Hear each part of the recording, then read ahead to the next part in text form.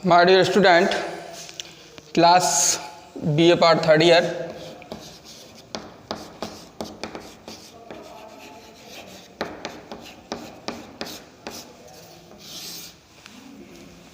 date 21/11/2020, subject geography, जिसमें हमारी पुस्तक चल रही है ज्योग्राफी ऑफ इंडिया। इस ज्योग्राफी ऑफ इंडिया में हमने अब तक भारत के इंट्रोडक्शन को समझा, फिर उसके फिजिकल रीजन को समझा। फिजिकल रीजन के बाद में हमने इसकी क्लाइमेट को जाना। क्लाइमेट के जानने के बाद में हमने इसकी सॉइल का अध्ययन किया। सॉइल के अध्ययन के बाद में आज हमारा जो नया टॉपिक है वो है खनिज संसाधन, मिनरल रिसोर्स, खनिज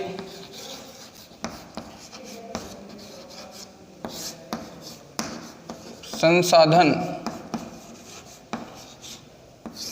मिनरल रिसोर्स। अब सबसे पहले हमारे सामने यही बात आती है कि खनिज संसाधन क्या होते हैं।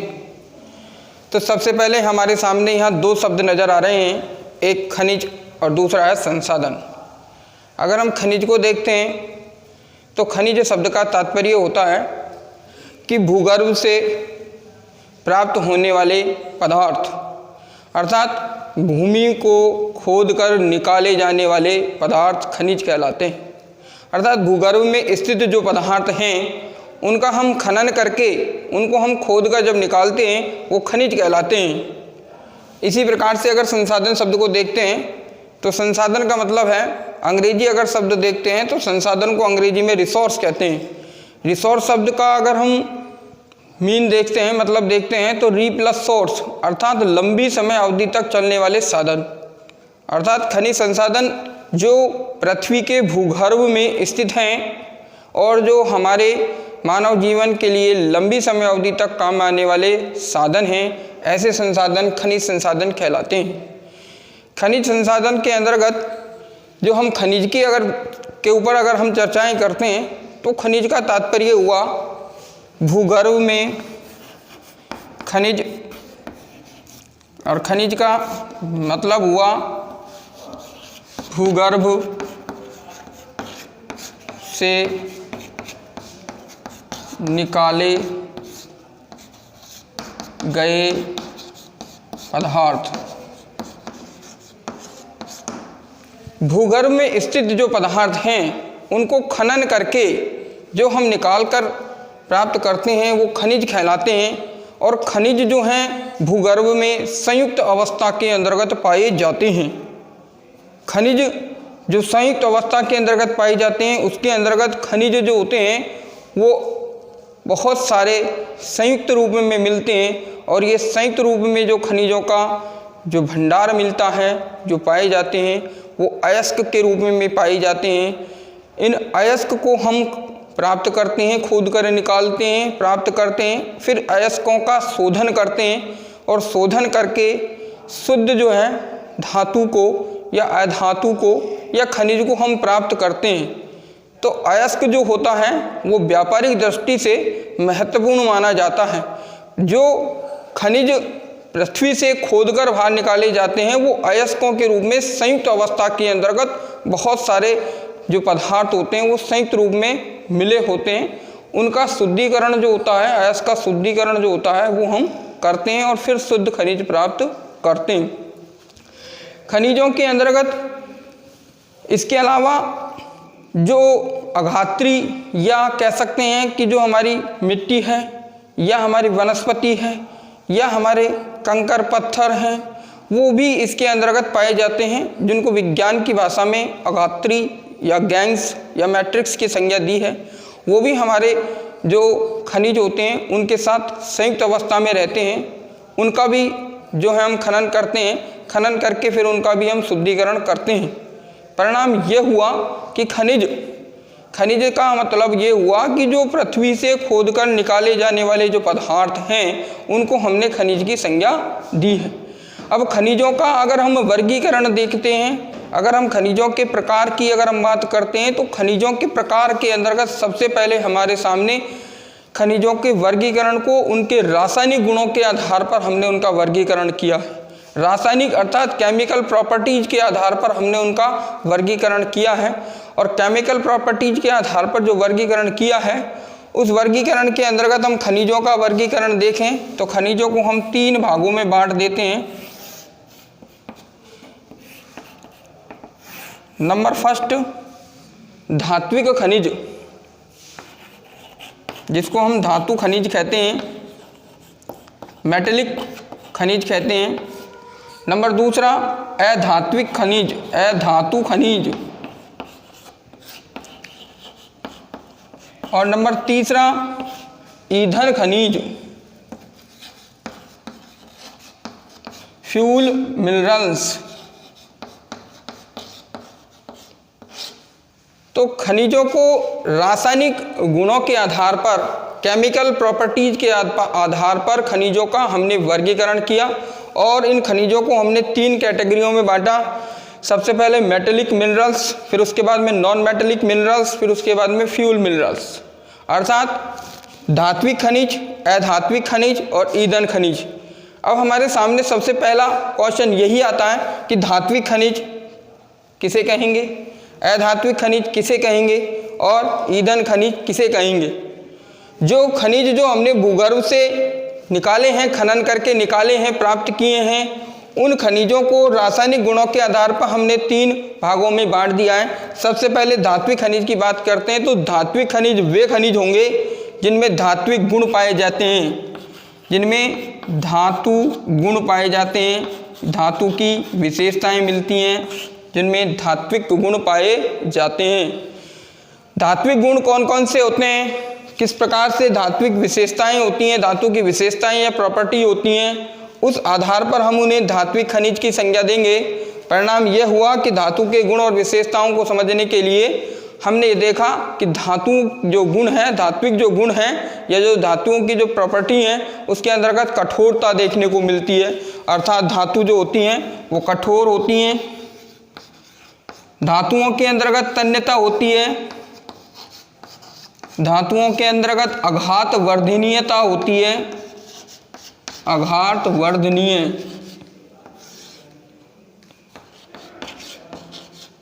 धातुओं में चमक होती है, चमकीले और सुचालकता होती है। धातुओं की ये प्रॉपर्टी है, धातुओं की ये विशेषता है कि जो धातु होती हैं उनमें कठोरता पाई जाती है, धातुओं में तन्यता पाई जाती है, धातुओं में आघात वर्धनीयता का गुण देखने को मिलता है, धातु चमकीले होते हैं और धातुओं के अंतर्गत विद्युत की सुचालकता देखने को मिलती है। धातुओं को खींचकर या ठोककर, पीटकर तार बनाए जा सकते हैं, अर्थात उनमें तन्यता का गुण देखने को मिलता है, विशेषता देखने को मिलती है। उनको ठोककर पीटकर चद्दर का रूप दिया जा सकता है, उसके अंतर्गत चोट सहन करने की क्षमता पाई जाती है, उसमें आघात को सहन करने की क्षमता पाई जाती है। धातु की ये विशेषता है। धातु की सतह को अगर हम काटें, किसी भी चीज़ धातु की सतह को अगर हम काट कर देखते हैं तो उसके अंतर्गत एक चमक दिखाई देती है, अर्थात उसमें चमक का गुण पाया जाता है और धातु के अंतर्गत विद्युत धारा प्रभावित हो जाती है, इसलिए विद्युत की सुचालक होती है। परिणाम यह हुआ कि धात्विक जो गुण या विशेषताएं जिन खनिजों के अंतर्गत पाई जाती हैं वो हमारे धात्विक खनिज कहलाते हैं। और इन धात्विक खनिजों के अंतर्गत जैसे हमारा लोहा, तांबा, मैग्नीज, मैग्नीशियम,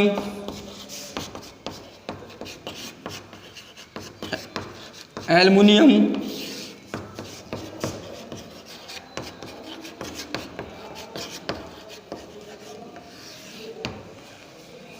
कॉपर, कोबाल्ट,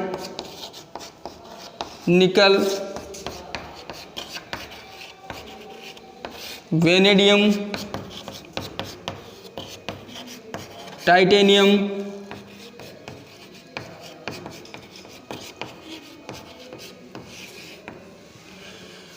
ये वो धातुएं हैं जिनको हमने धात्विक खनिज की संज्ञा प्रदान की है, जिसमें लोहा है, तांबा है, मैग्नीज है, मैग्नीशियम है, एल्युमिनियम है, टाइटेनियम है, वेनेडियम है, कोबाल्ट है, निकल है।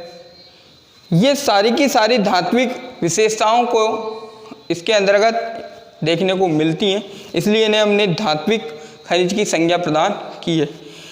इसके बाद में अगर नॉन मेटल की अगर हम बात करते हैं तो नॉन मेटल के अंतर्गत जिसके अंतर्गत अधात्विक गुण पाए जाते हैं, परिभाषा से स्पष्ट होता है कि अधातु खनिज वे खनिज होते हैं जिनके अंतर्गत नॉन मेटलिक मिनरल्स, वे खनिज जिनके अंतर्गत अधातु या धातु के गुण नहीं पाए जाते हैं। धात्विक गुण नहीं पाए जाते हैं, धात्विक गुण नहीं पाए जाते हैं अर्थात उनके अंतर्गत कठोरता नहीं पाई जाती है, अर्थात वो भंगुर होते हैं। उनके अंतर्गत तन्यता नहीं पाई जाती है, अतन्य होते हैं। उनके अंतर्गत आघात वर्धनीयता नहीं पाई जाती है, वो विद्युत के कुचालक होते हैं।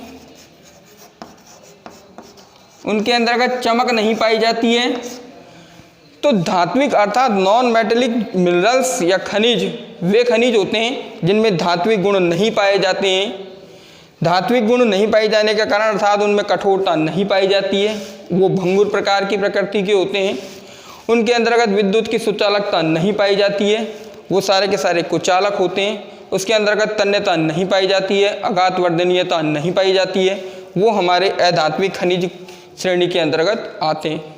इस अधात्विक खनिज श्रेणी के अंतर्गत जो उदाहरण हैं, एग्जाम्पल हैं, उसके अंतर्गत सबसे है बहुमूल्य पत्थर। बहुमूल्य जितना भी हमारा जो पत्थर है, संगमरमर, घिया पत्थर, संगमरमर, घिया पत्थर, चूना पत्थर,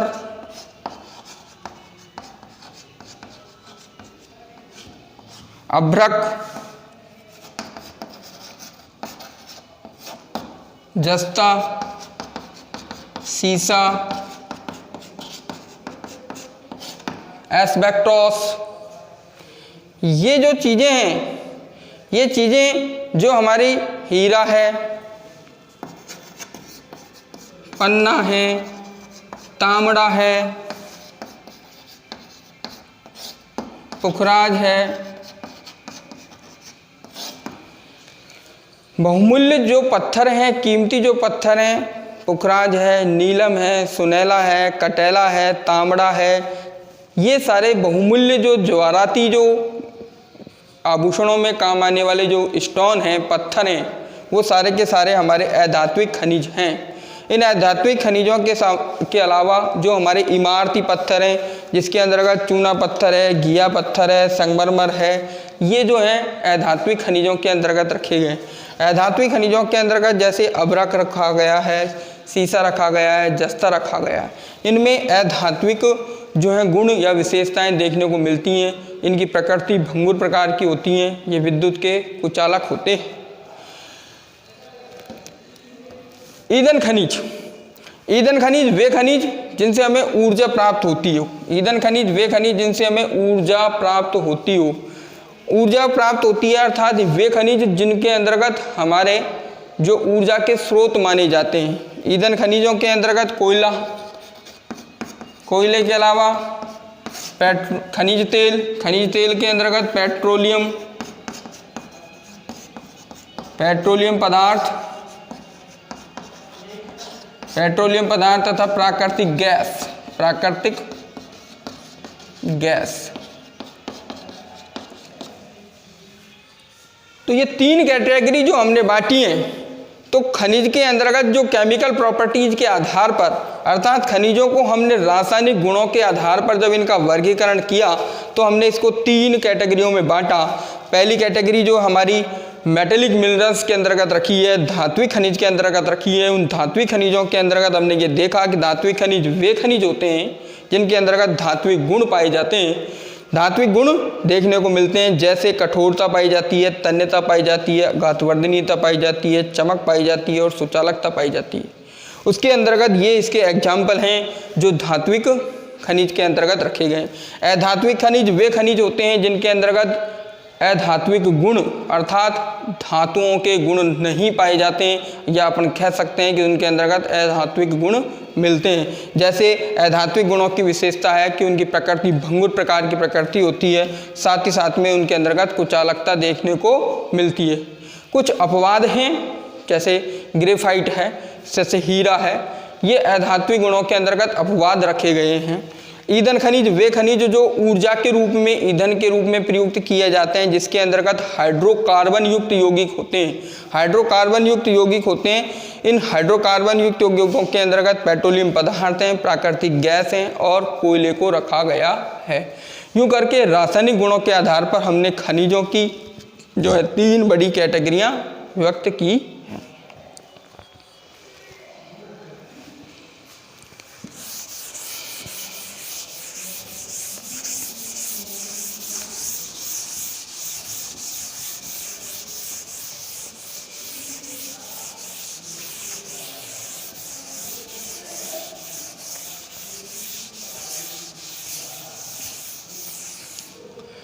हमने सबसे पहले खनिज संसाधन में खनिज का मीनिंग समझा कि खनिज किसे कहते हैं, खनिज के प्रकार कितने होते हैं, किस आधार पर खनिजों का वर्गीकरण किया गया है, इनको अभी देखा। खनिज की परिभाषा सीधी परिभाषा है, सरल परिभाषा है, स्पष्ट होता है। खोदकर निकाले जाने वाले पदार्थ अर्थात पृथ्वी के भूगर्भ से खोदकर या खनन करके निकाले जाने वाले पदार्थ खनिज कहलाते हैं। रासायनिक गुणों के आधार पर हमने इन्हें 3 कैटेगरियों में बांटा है, धात्विक खनिज, अधात्विक खनिज और ईंधन खनिज। अब हमारे अगर भारत के संदर्भ में अगर बात कर रहे हैं, जब हम इंडियन ज्योग्राफी की बात कर रहे हैं, भारत के संदर्भ में बात कर रहे हैं, तो भारत के अंतर्गत जो हमारे भारत का जो दक्षिणी पठारी जो भाग है, उस दक्षिणी पठारी भाग के अंतर्गत जो हमारे खनिजों का जमाव सर्वाधिक देखने को मिलता है। इसलिए हमने जो हमारे अगर भारत की अगर हम भौगोलिक दशाओं की अगर बात करते हैं, फिजिकल रीजन की अगर हम बात करते हैं, तो भारत का दक्षिणी जो पठारी जो भाग है वो खनिजों के लिए सबसे महत्वपूर्ण माना जाता है। इन भारत के दक्षिणी जो भाग के अंतर्गत स्थित जो पठारी क्षेत्र हैं, उन पठारी भागों के अंतर्गत सर्वाधिक खनिजों का भंडार देखने को मिलता है। और भारत के अंतर्गत छोटे नागपुर का जो पठारी जो भाग है, उस छोटे नागपुर के पठारी भागों में खनिजों का सर्वाधिक भंडारण या जमाव देखने को मिलता है। इसलिए हमने छोटे नागपुर के पठार को खनिजों का अजायब घर की संज्ञा दी है। छोटे नागपुर के पठार को हमने खनिजों की अजायब घर की संज्ञा दी है। भारत के अंतर्गत ये खनिजों का जो जमाव है वो आर्कियन युग की या धारवाड़ युग की या कुडप्पा कालीन युग की चट्टानों में सर्वाधिक देखने को मिलता है। अर्थात भारत के अंतर्गत आर्कियन युग की कालक्रम की जो चट्टानें थी या धारवाड़ या कुडप्पा कालक्रम की जो चट्टानें थी, उन चट्टानों के अंतर्गत खनिजों का सर्वाधिक भंडारण या जमाव पाया जाता है।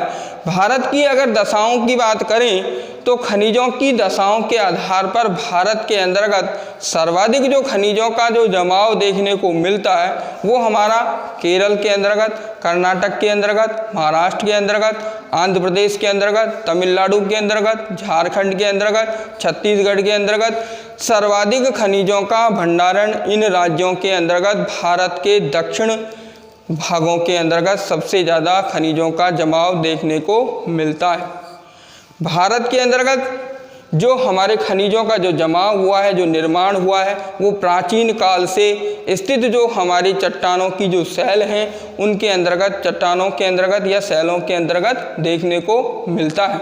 भारत में खनिजों का जमाव अवसादी चट्टानों के रूप में या परतदार चट्टानों के रूप में देखने को मिलता है। भूगर्भिक दशाओं के आधार पर अगर हम बात करें तो भारत के अंतर्गत ये प्राचीन कालक्रम की जो चट्टानें हैं, उन प्राचीन कालक्रम की चट्टानों के भीतर स्थित रासायनिक पदार्थ संयुक्त होकर एक जगह इकट्ठे होने पर जो है खनिजों का निर्माण देखने को मिला है। यूँ करके भारत के अंतर्गत खनिज संसाधन की दृष्टि से अगर देखा जाए तो भारत का दक्षिणी पठारी जो भाग है वो खनिजों की दृष्टि से सबसे महत्वपूर्ण माना जाता है और भारत में जो खनिजों का जो सर्वाधिक जो जमाव या भंडारण या निक्षेपण जो पाया जाता है वो छोटे नागपुर के पठारी भाग में पाया जाता है। वहाँ अधिकांश खनिज जो हैं संसाधन या खनिज जो हैं स्थित हैं, इसलिए उसे हमने भारत का खनिजों का अजायब घर की संज्ञा दी है। इस खनिजों के खनिज संसाधन के टॉपिक के अंतर्गत जो हमने 3 कैटेगरियाँ बांटी हैं, उन 3 कैटेगरियों में पहली कैटेगरी जो हमने धात्विक खनिज, इस धात्विक खनिज के अंतर्गत हमने ये पाया है कि इस धात्विक खनिज के अंतर्गत जो इसकी हमने परिभाषा पढ़ी, उस परिभाषा के अनुसार वे खनिज जिनके अंतर्गत धात्विक गुण या प्रॉपर्टी पाई जाती हैं धात्विक खनिज कहलाती हैं। इसमें से जो है परीक्षा के अंतर्गत इन तीनों कैटेगरियों में से आपसे क्वेश्चन पुटअप किया जाता है। खनिजों का जो है परिचय देते हुए और वर्गीकरण करते हुए किसी भी एक खनिज के बारे में आपसे वो हमेशा क्वेश्चन रखता है।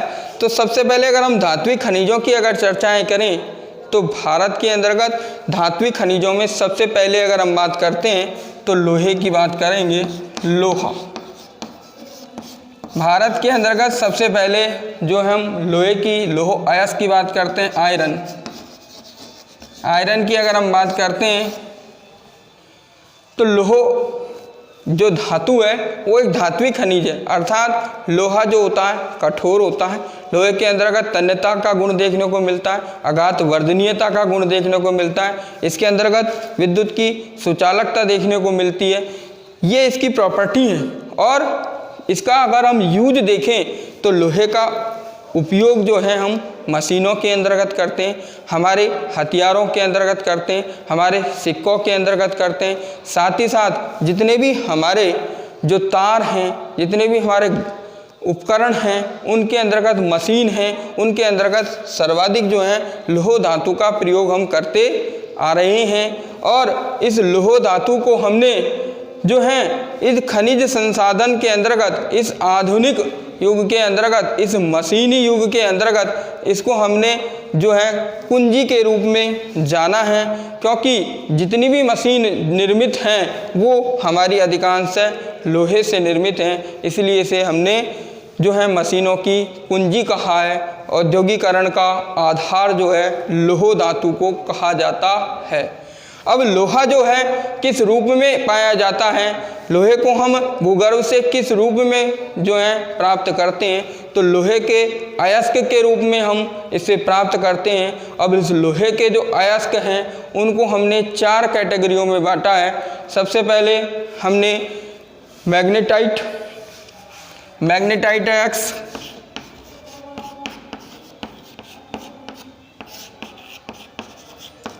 नंबर दूसरा हेमेटाइट,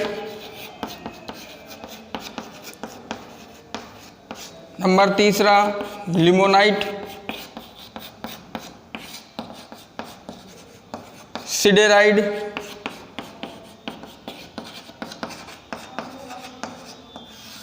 ये 4 इसके लोह अयस्क हैं। लोह अयस्क, इन लोह अयस्कों से सबसे ज़्यादा इस लोह धातु की हम प्राप्ति करते हैं। भारत के अंतर्गत जो सर्वाधिक लोह धातु की प्राप्ति की जाती है वो हेमेटाइट अयस्क से की जाती है। ये हेमेटाइट अयस्क जो है उससे भारत के अंतर्गत सर्वाधिक जो है प्राप्ति की जाती है, या कह सकते हैं कि भारत में हेमेटाइट अयस्क जो है सर्वाधिक पाया जाता है।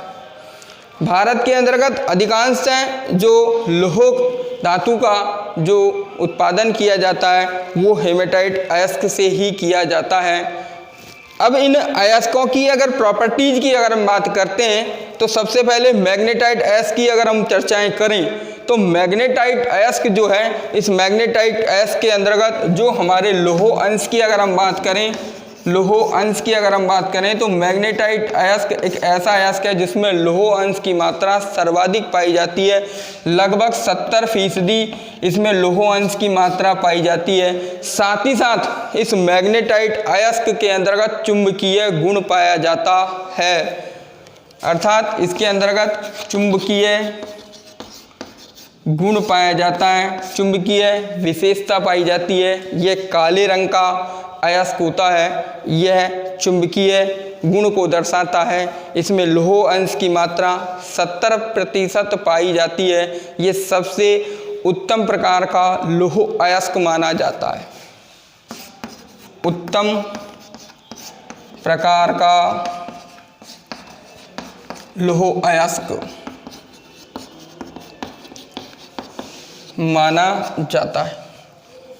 इसके अंतर्गत जो है चुंबकीय गुण और लौह अंश की मात्रा सर्वाधिक होने के कारण मैग्नेटाइट जो अयस्क है इसमें लोहे की जो धातु प्राप्त होती है वो उत्तम प्रकार की प्राप्त होती है। लेकिन भारत के अंतर्गत मैग्नेटाइट जो लौह अयस्क है उसकी मात्रा कम है। भारत के अंतर्गत हेमेटाइट अयस्क की मात्रा भारत की भूमि के अंतर्गत सर्वाधिक है और ये हेमेटाइट अयस्क जो होता है वो जिसके अंतर्गत जो लौह अंश की मात्रा पाई जाती है, लौह अंश की जो प्रतिशतता पाई जाती है वो लगभग 60% पाई जाती है। ये हेमेटाइट जो है वो लाल रंग का होता है, ये काले रंग का होता है, ये लाल रंग का होता है। हेमेटाइट अयस्क जिसके अंतर्गत लोहे का ऑक्साइड होता है, हेमेटाइट अयस्क के अंतर्गत लोहे का ऑक्साइड देखने को मिलता है जिसमें लौह अंश की मात्रा 60% होती है। इसी कारण इसका रंग जो होता है वो ऑक्साइड के कारण ही इसी का रंग लाल देखने को मिलता है। इसके बाद में लिमोनाइट और सिडेराइट जो लौह अयस्क हैं जिनके अंतर्गत लौह अंश की मात्रा कम पाई जाती है। अगर हम लिमोनाइट की बात करते हैं, लिमोनाइट के अंतर्गत लौह अंश की मात्रा 40% देखने को मिलती है। इसके अंतर्गत जो लिमोनाइट अयस्क है इसके अंतर्गत हमारा कार्बन का मिश्रण पाया जाता है। लोहे और कार्बन का मिश्रण पाए जाने के कारण इसे हम आयरन कार्बोनेट की भी संज्ञा देते हैं और इस आयरन कार्बोनेट के कारण इसका रंग पीला हो जाता है, इसे पीले लोहे की संज्ञा देते हैं। इसके बाद जो सिडेराइट जो लौह अयस्क है, सिडेराइट लौह अयस्क के अंतर्गत जो लोहे के अंश की मात्रा होती है वो 40% से कम पाई जाती है। यूँ कह सकते हैं कि इसके अंतर्गत 10 से लेकर 40% लौह अंश की मात्रा देखने को मिलती है। इस सिडेराइट जो अयस्क है जिसे हम घटिया किस्म का जो है लोहा अयस्क कह सकते हैं, इसके अंतर्गत इसका जो रंग है वो भूरा होता है। सिडेराइट के अंतर्गत जो लौह अंश की मात्रा है वो 10 से लेकर 40% पाई जाती है। इसके अंतर्गत लौह अंश की मात्रा कम होने के कारण इसे हम घटिया किस्म का जो है लौह अयस्क की संज्ञा देते हैं। यूँ करके इन भारत की अगर भूमि की अगर हम बात की जाए तो भारत के अंतर्गत जो है हेमेटाइट प्रकार का लौह अयस्क जो है उसका जमाव सर्वाधिक देखने को मिलता है और हेमेटाइट लौह अयस्क जो है लोहे के ऑक्साइड के रूप में देखने को पाया जाता है। और अगर हम लोहे के अयस्कों की बात करते हैं तो लौह अयस्क को हम 4 कैटेगरियों में बांटते हैं, जिसमें सबसे अच्छा और सबसे उत्तम प्रकार का जो अयस्क है वो मैग्नेटाइट है। मैग्नेटाइट के अंतर्गत 70% जो है लौह अंश देखने को मिलता है जिसके अंतर्गत चुंबकीय गुण देखने को मिलते हैं। इसका रंग ब्लैक होता है, उत्तम प्रकार का माना जाता है। हेमेटाइट जिसके अंदर लौह अंश की मात्रा 60% होती है, इसके अंतर्गत ये लौह ऑक्साइड के रूप में पाया जाता है, इसका रंग लाल होता है। लिमोनाइट जिसमें लौह अंश की मात्रा लगभग 40% पाई जाती है, इसके अंतर्गत जो है कार्बन और लोहे का मिश्रण होता है इसलिए इसे आयरन कार्बोनेट की संज्ञा दी है, इसका रंग पीला होता है। और सबसे अंत में सिडेराइट जो लौह अयस्क है उसमें लोहे की मात्रा लगभग 10 से 40% पाई जाती है, इसके अंतर्गत लोहंश की मात्रा कम पाई जाने के कारण इसे हमने घटिया किस्म का लौह अयस्क की संज्ञा दी है। ये हमारी जो पहली धातु जो लोहा है, इसका हमने इंट्रोडक्शन देखा है कि लोहे की के अंतर्गत क्या प्रॉपर्टी है, लोहे का कहाँ उपयोग किया जाता है, लोहे की क्या विशेषताएं, लोह धातु की क्या विशेषताएं हैं। विशेषताओं में हमने देखा इसमें कठोरता भी पाई जाती है, तन्यता भी पाई जाती है, आघातवर्धनीयता भी पाई जाती है, इसमें चुंबकीय गुण भी देखने को मिलता है, ये विद्युत का सुचालकता भी इसमें देखने को मिलती है। परिणाम स्वरूप इसका यूज भी देखा कि आज जितना भी हमारा उद्योग है, उद्योग जो जगत है, वो इस धात्विक खनिज अर्थात लौह खनिज जो हमारा है उसको आधारभूत खनिज की संज्ञा दी है। जो हमारा उद्योग जगत है उसके लिए लौह अयस्क जो है या लौह खनिज जो है वो हमारे आधारभूत कुंजी के रूप में जाना जाता है और इसका उपयोग जो है हमारे मशीनों के अंतर्गत किया जाता है, हथियारों में किया जाता है। सभी जानते हैं जितने भी हमारे जो परिवहन के साधन हैं, जितने भी हमारे ट्रेन्स हैं, चाहे हमारी रेल हैं, चाहे हमारी बस हैं, चाहे उनके जितने भी जो कलपुर्जे हैं, जितने भी उनके जो हथियार बनाने में, साथ ही साथ जितने भी हमारे जो वायर बनाने, तार बनाने में जो प्रयोग किया जाता है वो लौह धातु का सर्वाधिक प्रयोग किया जाता है। सिक्कों के अंतर्गत जो है इसका प्रयोग किया जाता है। इस तरह से हमने इसका परिचय देखा, इसका गुण देखे, इसकी विशेषताएं देखी और इसके अयस्क के ऊपर हमने आज चर्चाएं की हैं कि किस तरह से लोहे का जो है 4 प्रमुख अयस्क देख पाए जाते हैं। उन 4 प्रमुख अयस्कों में सबसे उत्तम अयस्क कौन सा है और सबसे घटिया किस्म का अयस्क कौन सा है। अब हम इनका वितरण की बात करेंगे। वितरण भारत के अंतर्गत इस लौह अयस्क का जमाव किन किन राज्यों के अंतर्गत है और सबसे ज़्यादा इसका भंडार कहाँ है और उसका उत्पादन किन किन राज्यों में पाया जाता है। तो आपको मैं जाते जाते बता देता हूँ, मगर भारत की अगर हम बात करते हैं तो भारत के अंतर्गत जो लौह अयस्क का जो हेमेटाइट प्रकार का अयस्क जो भारत की भूमि पर सबसे ज़्यादा पाया जाता है उसका जो जमाव है वो कर्नाटक के अंतर्गत देखने को मिलेगा, आपके झारखंड के अंतर्गत देखने को मिलेगा, छत्तीसगढ़ राज्य के अंतर्गत देखने को मिलेगा, उड़ीसा राज्य में देखने को मिलेगा। इन राज्यों के अंतर्गत जो है भारत के अंतर्गत सर्वाधिक लौह अयस्क का जमाव और उत्पादन देखने को मिलता है। आज की वीडियो में अपन इतना ही पढ़ेंगे। धन्यवाद।